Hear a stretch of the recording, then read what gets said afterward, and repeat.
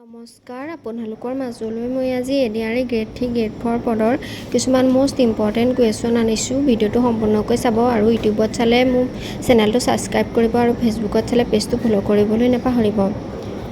আজি ভিডিঅ'ৰ প্ৰথমটো কুৱেশ্যন হৈছে লাহু কোনখন ৰাজ্যৰ নৃত্যশৈলী? এনচাৰ হৈছে মেঘালয়। দ্বিতীয় কুৱেশ্যনটো হৈছে ভাৰতৰ প্ৰথম সবাক চলচ্চিত্ৰ কি? এনচাৰ হৈছে আলমাৰা। আলমাৰা মুক্তি পাইছিল 14 মাৰ্চ 1931 চন।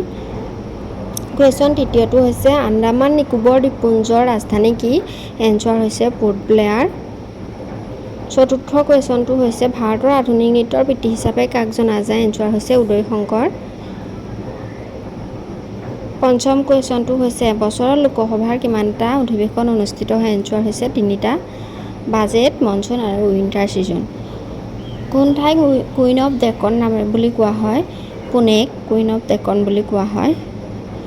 সপ্তম কুৱেশ্যন হৈছে নিম্নলিখিত কোনটো পাহাৰক নীলা পৰ্বত বুলি কোৱা হয়? নীলগিৰি পাহাৰক নীলা পৰ্বত বুলি কোৱা হয়। 8 নম্বৰ কুৱেশ্যনটো হৈছে পৃথিৱীৰ আটাইতকৈ ওখ অট্টালিকা কোনটো? বুৰ্জ খলিফা। 9 নম্বৰ কুৱেশ্যনটো হৈছে ব্লেক ফৰেষ্ট পৰ্বতমালা ক'ত অৱস্থিত? ইয়াৰ উত্তৰটো হৈছে জাৰ্মানী দেশত। আজি ভিডিঅ'ৰ শেষৰটো কুৱেশ্যন হৈছে অসমত কোনটো দিন গড় দিৱস হিচাপে পালন কৰা হয়? 22 ছেপ্টেম্বৰ দিনটো গড় দিৱস হিচাপে পালন কৰা হয়।